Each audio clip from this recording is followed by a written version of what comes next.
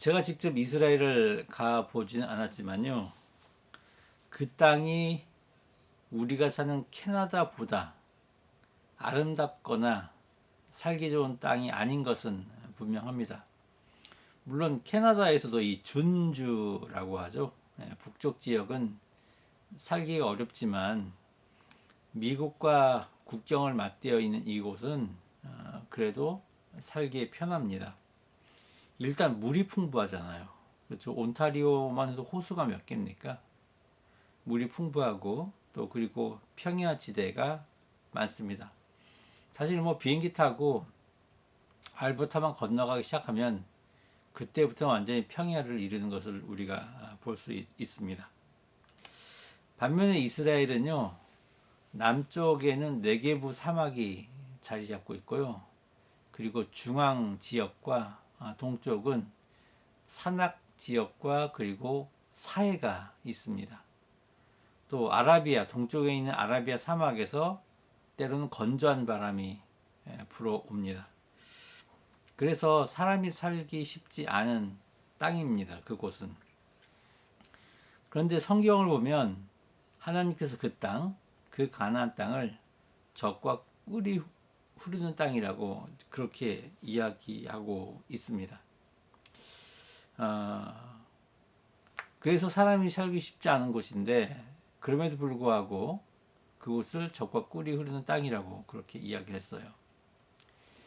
사람이 살기 어려우면요, 그 땅에 사람이라도 살지 말아야 하는데, 아시다시피 아브라함 때부터 하나님께서 그 가나안 땅을 약속하셨는데 그 땅에는 이미 가나안 7족속이 살고 있었습니다. 땅도 살기 어려운 지역이고, 그리고 이미 가나안 7족속이 살고 있습니다. 가서 전쟁을 해서 그 땅을 억지로 찾아야 해요. 그런데도 성경은 그 땅을 젖과 꿀이 흐르는 땅이라고 이제 그렇게 이야기하고 있습니다. 과연 왜 그럴까요? 자, 에덴 동산이 될 수 있는 이유는 단 하나, 바로 그곳에 하나님께서 계셨기 때문입니다. 아무리 지상낙원이라고 해도요, 하나님께서 계시지 않으면 그 땅을 천국이라고 이야기할 수 없습니다. 반대로 하나님이 계신 그곳은 그 어디나 하늘나라가 됩니다.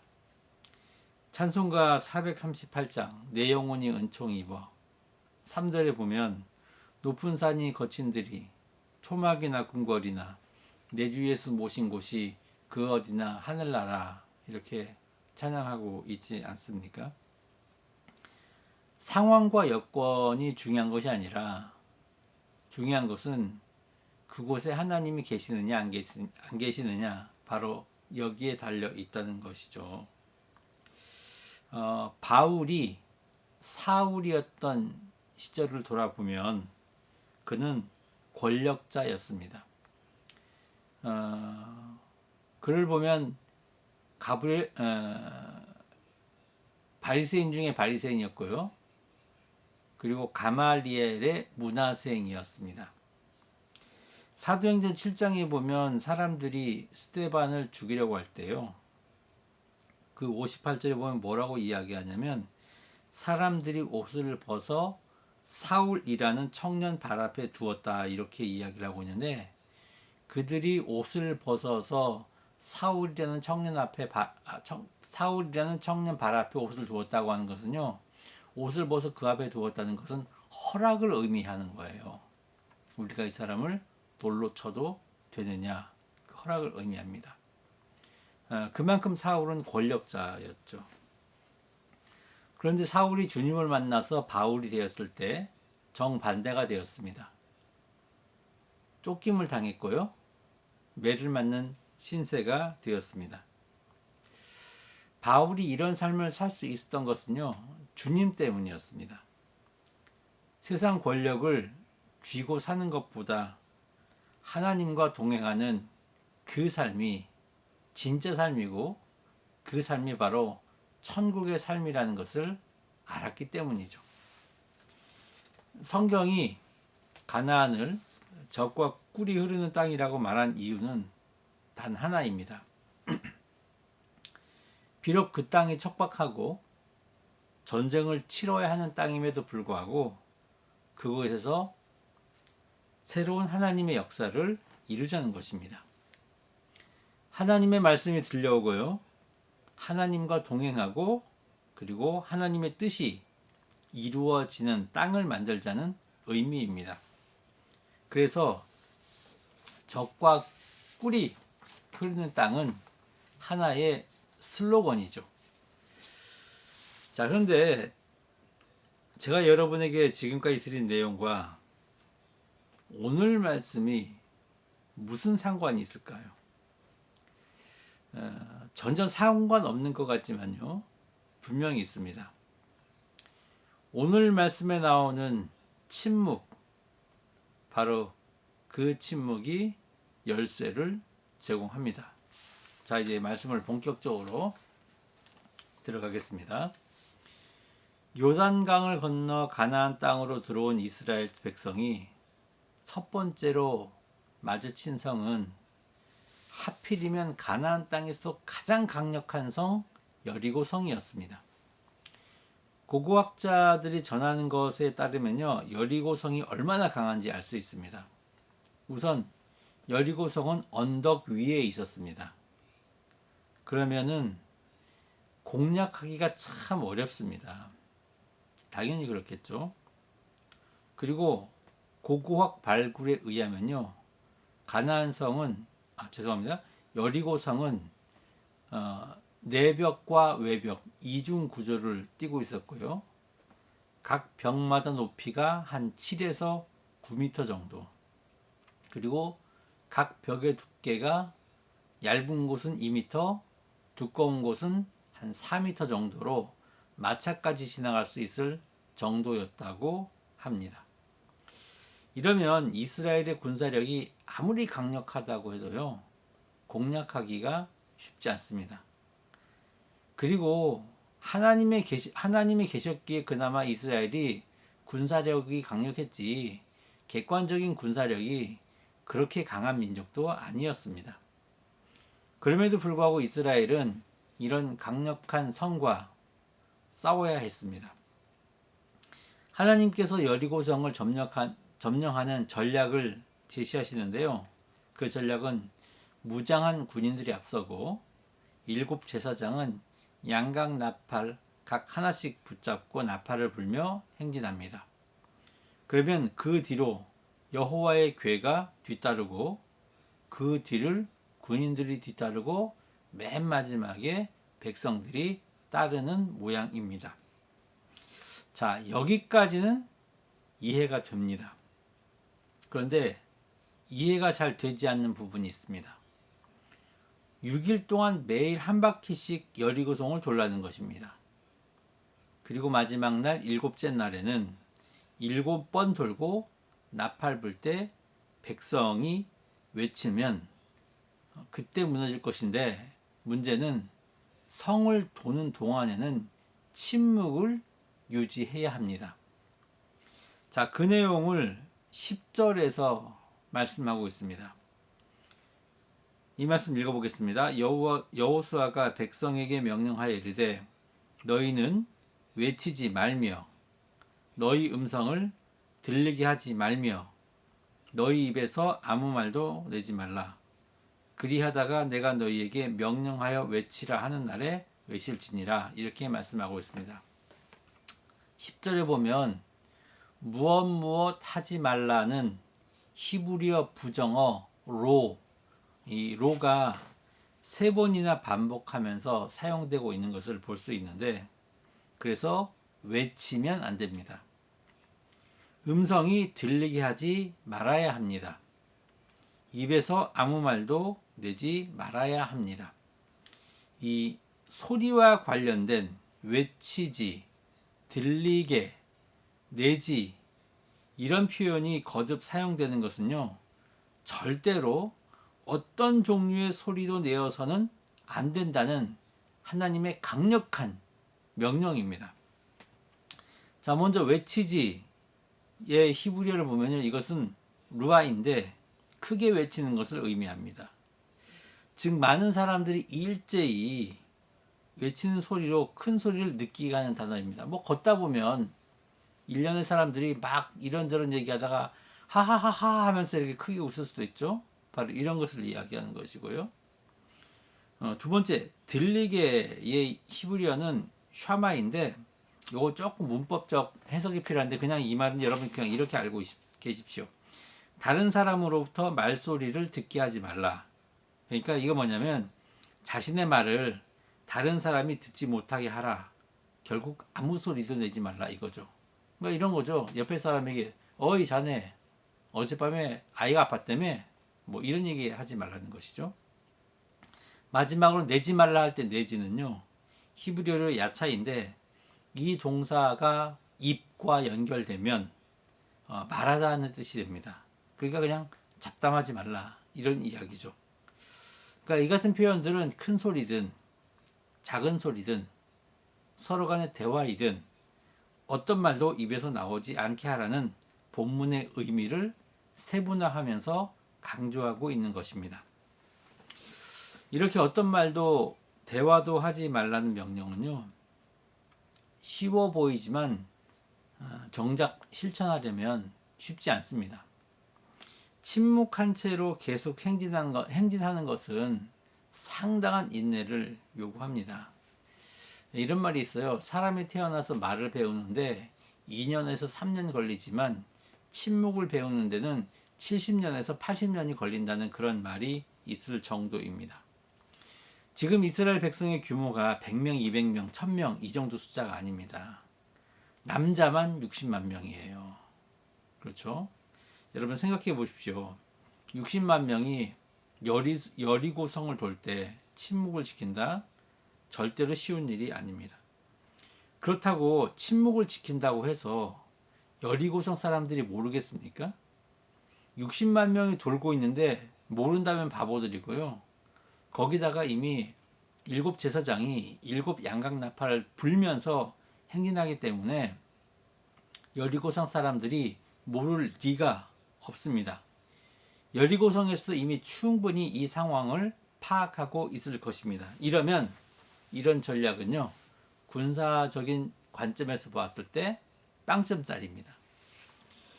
자, 침묵하라는 명령을 어떤 분들은 이스라엘 백성의 특기인 이스라엘 백성 잘하는 거 있죠.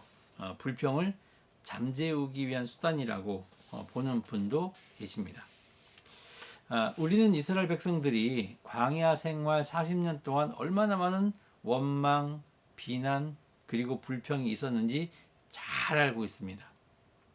만약에 행진 중에 어떠한 사람이라도 야 이러다가 갑자기 여리고성에서 일단의 군대가 튀어나와 가지고 공격하면 상당히 많은 사람이 죽을 수 있는데 만약에 이런 말을 했다고 가정을 한다면요. 사람들은 동요할 수밖에 없습니다. 왜 그런가 하면 이상하게 부정적인 말은요. 전염력이 굉장히 강해요. 그렇죠? 이상하게 이렇게 외국어를 배울 때도 왜 이렇게 욕은 한 번 들으면 잊어먹지 않는지 모르겠습니다. 이렇듯 만일 소리를 내는 것을 금지하지 않았더라면 아마 그들은 유기를 참지 못하고 왜 이렇게 필요 없이 성을 돌아야 하는지 원망하고 심각한 반항을 했을지 모릅니다. 그렇게 되면 여리고성 전투는 끝이고요. 가나안 정복 전쟁은 절대로 이루어질 수 없습니다. 자, 침묵을 한번 우리가 신앙적인 면에서 한번 생각해 볼게요. 이 침묵. 여러분, 침묵이란 무엇일까요? 영적으로 신앙적으로 말하면 침묵은 하나님이 우리에게 말하는 때입니다. 네. 침묵은 하나님이 우리에게 말하는 때입니다. 그래서 침묵이 주는 유익이 우리 가운데 있다면요. 침묵 속에서 우리는 하나님의 깊은 뜻을 발견하게 되고요. 그리고 아울러 나의 내면에 이렇게 흩어져 있는 것들을 차분히 정리할 수 있게 해줍니다. 침묵에 이런 유익이 있지만 침묵이 익숙하지 않은 상태에서 바로 침묵하라고 하면 처음에는 별별 생각이 다 들게 마련입니다. 소리 없는 아우성이라는 그런 시 표현이 있죠. 이렇게 소리 없는 아우성이라고 표현할 수 있을 정도로 내 속에서는요, 생각들이 정말로 많이 요동칩니다. 하지만 이런 폭풍과도 같은 시간이 어느 정도 지나면 점점 본질에 대해서 생각하게 되고요. 그리고 나 자신에 대해서 솔직해지게 되고, 그러면 나를 객관적으로 바라볼 수 있게 됩니다. 세계 3대 성지 순례가 있습니다. 첫 번째가 예루살렘, 두 번째가 어디죠? 로마, 세 번째가 산티아고 순례길입니다. 들어보셨죠? 산티아고 순례길. 예수의 제자 야고보가 복음을 전하려고 걸었던 그 길로 알려졌는데, 프랑스 남부에서 피레네 산맥을 건너서 스페인 산티아고까지 약 800km를 30일에서 한 40일 정도 걷는 순례길을 말합니다. 이 길은 그냥 걷는 길이에요. 가다가 지치면 쉬고요. 마을이 있으면 그냥 머무르면 되는 곳입니다. 산티아고 순례길의 최종 목적지는 야고보 무덤이 있다고 하는 콤포스텔라 대성당입니다. 어떤 순례객들은 이곳에 도착하면 보물이 있다고 그렇게 생각하지만 여러분, 그곳에 보물은 있지 않습니다. 오히려 보물은 걷는 과정에서 침묵 속에서 자신이 발견하게 됩니다. 생각해 보세요. 한 달이 넘는 오랜 시간 동안 나 혼자 걸은 그 길이 아무런 의미가 없다면 왜 해마다 수많은 순례객들이 그 길을 걷겠습니까? 분명히 고독과 침묵 속에서, 또 발바닥이 찢어지는 그 과정 속에서 무엇인가를 얻을 수 있지 무엇을 얻을 수 있기 때문이 아니겠습니까? 침묵 속에서는 이전에는 수많은 일을 걱정했는데, 그런데 침묵 속에 걷다 보니까 정작 우리가 놓쳤던 중요한 것을 발견할 수 있습니다. 이렇듯 침묵은 우리가 성숙되고 그리고 깨달음의 시간입니다. 하지만 우리가 주의해야 할 것이 있다면요, 자칫 잘못하면 우리가 오랜 수도 생활을 통해서 도를 터득했다는 식이 되어서는 안 됩니다. 다시 말씀드리지만 침묵은 하나님께서 우리에게 말씀하시는 시간이 되어야 합니다. 근데 참 신기하게도요, 하나님은 외칠 때를 위해서 정작 침묵 훈련을 시킬 때가 있음을 성경이 보여주는데, 열왕기상 17장에 보면 엘리야가 갑자기 등장을 해요. 그리고 엘리야가 등장하자마자 수년 동안 이 땅에 가뭄이 들 것이다 라고 선포를 합니다. 그리고 하나님께서 이 엘리야를 보내신 곳이 어디입니까? 그릿 시냇가로 보내시죠. 그래서 까마귀로 매길 살리시죠. 외치는 것이 사명이고요. 입이 근질근질한 엘리야 선지자를 하나님께서는 홀로 있게 하십니다. 아까 말씀드린 사도 바울 역시 다메섹으로 가는 길에서 주님을 만났습니다. 그리고 그 이후 바울이 간 곳은 어디냐? 바로 아라비아 사막이었습니다. 하나님은 바울 역시 아라비아 사막에서 홀로 침묵 훈련을 명하셨습니다. 여러분, 침묵으로 하나님을 바라보는 훈련을 시켰다는 것이죠. 침묵할 때 우리의 시선은 자연히 하나님을 향하게 됩니다. 그리고 하나님이 우리를 대신하여 큰 일을 행하시는 것을 볼 수 있게 하십니다. 오늘 말씀에서 하나님은 이스라엘 백성을 위해서 어떤 큰 일을 하고 계십니까? 침묵이 여러분, 하나님께서 우리에게 말씀하시는 때라는 것을 생각해 보시기 바랍니다. 침묵 속에서 하나님은 이스라엘 백성에게 말씀하고 있습니다. 그러면 하나님께서 어떤 말씀을 하고 계실까요? 이것을 위해서 우리가 먼저 확실히 해야 될 것이 하나 있습니다. 하나님의 말씀에는 창조의 힘이 있다는 것입니다. 우리가 아는 것처럼 하나님께서 세상을 만드실 때 말씀으로 모든 것을 이루셨습니다.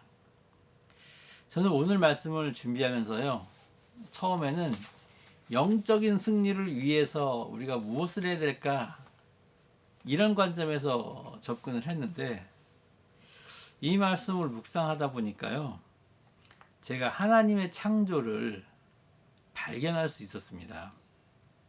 창세기를 보면 하나님께서 세상을 창조하실 때 6일 동안 말씀으로 창조하시고 7일째 되는 날에는 안식하시면서 하나님이 원하셨던 세상을 만드셨습니다. 여러분, 오늘 말씀도 그렇게 해석할 수 있어요. 6일 동안은 하루에 한 바퀴씩, 그리고 7일째 되는 날은 7바퀴, 거기다가 7, 완전수를 뜻하죠. 그러니까 하나님의 창조 패턴을 그대로 따르고 있는 것을 볼 수 있습니다.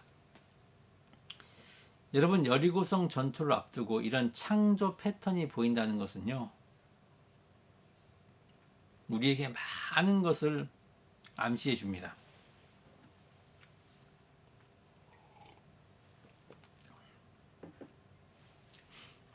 지금 하나님은 여리고성 전투 자체에만 관심이 가 있는 것이 아니라 가나안 땅에 대한 새로운 창조를 하고 있습니다. 이미 말씀드렸다시피 가나안 땅은 젖과 꿀이 흐르는 땅이 아닙니다.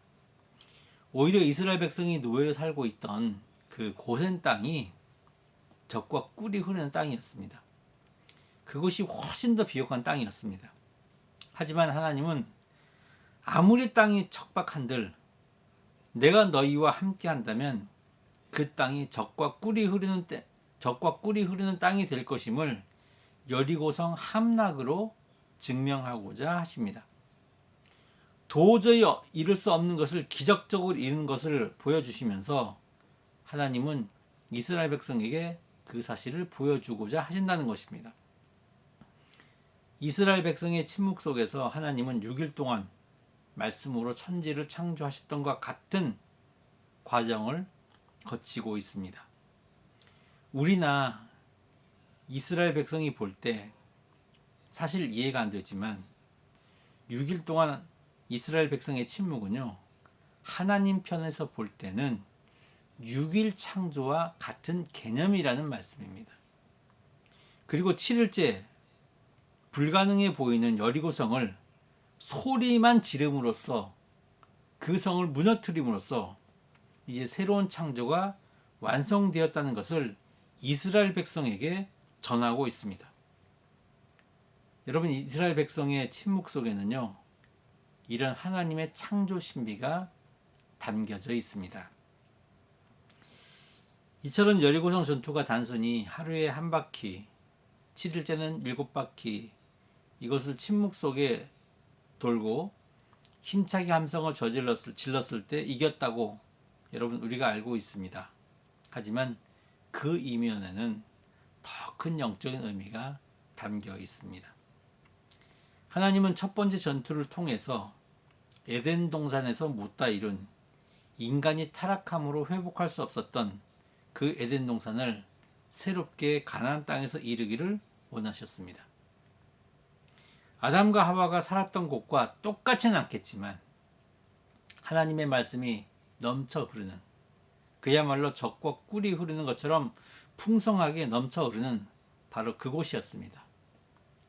물론 애굽에서 그런 일 할 수 있지 않습니까? 라고 물을 수 있어요. 맞습니다. 하나님께서 마음만 먹어 못하시는 게 뭐가 있겠습니까? 하지만 기억하십시오. 이 가나안 땅은 아브라함 때부터 하나님께서 약속하신 그 땅이었습니다. 그리고 애굽은 하나님의 그 새로운 터전을 만들기가 적합하지 않아요. 왜냐하면 이미 애굽이라는 강대한 나라가 있었고요. 또 그곳에는 이미 우상으로 얼룩져 있었고 이스라엘 백성은 그 환경에 이미 충분히 젖어 있었습니다. 우리가 새로운 곳에 가면 새로운 기분이 들고 또 그러면서 새롭게 일을 할 수 있는 것처럼 비록 환경이 척박해도 하나님과 함께 한다면 그 어디나 하늘나라가 되는 것처럼 하나님은 바로 그런 세상을 원하셨다는 것입니다. 그런 목적을 위해서 침묵은 하나님이 말씀하기 위한 도구였습니다. 우리가 침묵할 때 하나님은 창조를 위한 능력의 말씀을 하고 계십니다. 자, 다시 한번 침묵에 대한 영적인 의미 살펴보겠습니다. 침묵은 하나님이 우리에게 말씀하시는 때이다.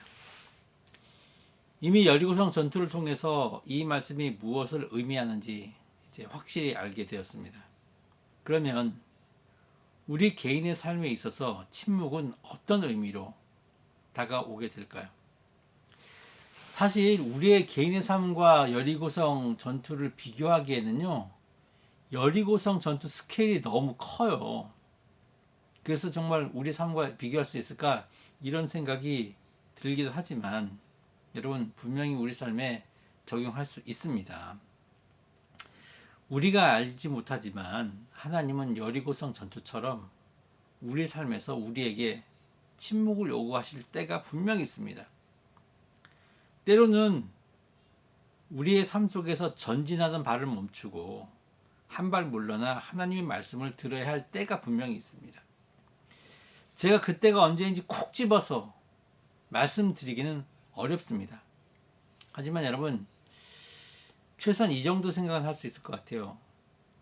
지금 내가 그럴 때가 아닌가? 지금 나에게 닥친 상황이 하나님께서 나에게 침묵을 요구하는 때가 아닌가? 지금 나에게 닥친 상황이 하나님께서 말씀하시는 그 때가 아닌가? 여러분 이 정도 생각은 충분히 할 수 있습니다. 지난주 말씀처럼 내가 흔들리는 상황이라면 또 어떤 분들에게는 여리고와 같은 문제가 닥친 분들이 계실 수 있습니다. 그러면 호들갑 떨지 말고요. 지금 이 순간이 침묵해야 되는 순간이 아닌가? 여러분 그것을 먼저 생각하십시오. 그리고 그때는 말하기보다는 침묵하십시오. 혹시나 평범한 일상이 계속되는 분들이 있어요. 어려운 문제도 없고 흔들리는 것도 없다라고 생각하는 분들이 계실 수 있습니다. 그러면 그런 분들은 순례의 길을 걷는 마음으로 내 마음에서 나오는 소리에 귀를 기울여 보십시오. 우리가 침묵할 때 분명히 하나님은 말씀하십니다. 그리고 그 말씀으로 새로운 역사를 이루어 가십니다. 제가 과거에 전도사 때 전도사로 섬기던 어느 교회에서 어떤 일을 준비하려고 또 목사님이 어떤 일을 지시하셔서 그 일을 준비하려고 해서 목사님 어떻게 할까요? 라고 물으면 그 목사님 답은 항상 똑같았습니다. 작년에 어떻게 했는지 봐봐. 늘 똑같았어요. 목사님은 그래야 안심이 됐던 것 같아요.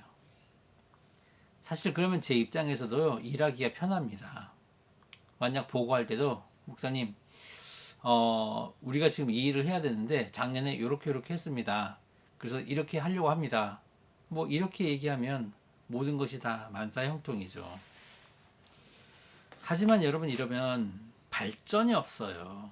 사실 그때 제가 제일 답답한 부분이 바로 이 부분이었습니다. 여러분 하나님은 작년 그대로가 아닙니다. 하나님의 역사는 작년 그대로 하자 여러분 이런 게 아니에요. 하나님은 늘 새롭게 역사를 이끌어 가십니다. 아침마다 새롭고 늘 새로운 게 바로 주님의 역사입니다. 예수님께서 이 땅에 오신 목적도 그렇고요. 성령이 우리와 함께하는 이유도 마찬가지입니다. 세상이 얼마나 빨리 가고 있습니까? 근데 작년 그대로 여러분 이거 절대로 안 통합니다. 여리고에서 새로운 창조로 역사하셨던 하나님은요. 지금 우리들에게도 동일한 방법으로 새로운 역사를 이루어가고 있습니다. 그런데 이런 상황에서 우리가 너무 말을 많이 한다면 하나님이 오히려 방해받을 수 있습니다. 이런 말이 성립될 수 있을지 모르지만 대화에서 상대방을 배려하기 위해 침묵해야 하듯이 우리가 하나님을 배려하기 위해 침묵해야 할 때가 있습니다. 지난주 말씀처럼 나의 영혼이 잠잠히 하나님만 바라야 할 때가 있습니다. 가만히 서서 주님이 하나님 됨을 보아야 할 때가 있다는 것이죠. 여러분 분명히 기억하십시오. 내가 침묵할 때 하나님께서 말씀하시고 하나님은 그 말씀을 통해서 창조의 역사를 이루어 나가십니다. 내 삶이 여러분 무너졌던 것을 새롭게 창조하시는 그 힘을 가지고 있습니다. 여러분 내 삶에 하나님의 역사를 적용해 보면 내가 좌절했다. 그때 침묵하면요. 하나님께서 우리를 새롭게 하여 일으키십니다. 상처나 있는 마음을 위로하십니다. 의미 없는 인생이 의미 있는 인생으로 새롭게 변화됩니다. 질서가 무너진 세상에 하나님은 질서를 부여하십니다. 바로 이 모든 것이 하나님께서 말씀하실 때 진정으로 가능합니다. 사람들이 순례의 길을 가는 이유가 인생의 의미를 찾기 위해서라고 그렇게 이야기를 하는데 굳이 사실 저는 갈 계획이 있습니다만은 굳이 산티아고 순례길을 가지 않아도 얼마든지 우리 삶에서 우리는 삶의 의미를 발견할 수 있고 하나님께서 나를 새롭게 하는 경험을 할 수 있습니다. 우리가 이런 침묵의 신비를 알게 되면 우리 역시 그 침묵 속으로 들어가지 않을 이유가 없습니다. 침묵은 하나님의 신비를 만나는 그야말로 최고의 도구이기 때문입니다. 하나님께서 부재하는 것처럼 보이지만 그렇지 않습니다. 하나님께서는 보라 내가 만물을 새롭게 하노라 이렇게 말씀하셨고 이전 것은 지나갔으니 보라 새 것이 되었도다 라고 말씀하셨습니다. 신앙이 깊어진다는 것은 바로 이것을 깨닫는 과정의 연속입니다. 제 개인적 경험으로 볼 때 그런 깨달음은 바로 오지 않습니다. 시간이 필요합니다. 이해되지 않겠지만 답답하겠지만 여러분 믿으십시오. 하나님이 지금도 나의 삶에서 새로운 역사를 창조하고 있다는 것을 분명히 믿으셔야 됩니다.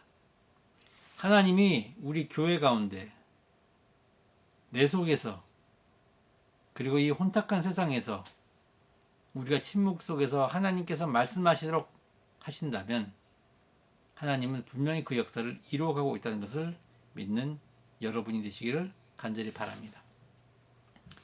이런 은혜를 위해서 매일의 삶 가운데서 하나님을 잠잠히 바라보시는 저와 여러분이 되시기를 바랍니다. 그런 과정 속에서 큰 소리를 쳤을 때 그 강력한 여리고성이 단 한 번에 무너지는 경험, 여러분 그와 같은 역사가 완성되는 은혜가 우리 삶 가운데 풍성히 넘쳐나는 저와 여러분이 되시기를 간절히 축원합니다. 기도하시겠습니다. 은혜로우시고 사랑이 많으신 하나님, 주님의 은혜와 사랑에 감사를 드립니다. 하나님, 나를 새롭게 하여 주시옵소서. 말씀으로 나를 새롭게 빚어 주시옵소서. 매일 삶 가운데서 말씀을 통해 새롭게 되는 우리 모든 사람들이 되게 하여 주시고 그런 과정 속에서 새로운 하나님의 은혜와 역사를 깨닫는, 경험하는 우리 모든 사람들이 되게 하여 주시옵소서. 예수님의 이름으로 기도합니다. 아멘.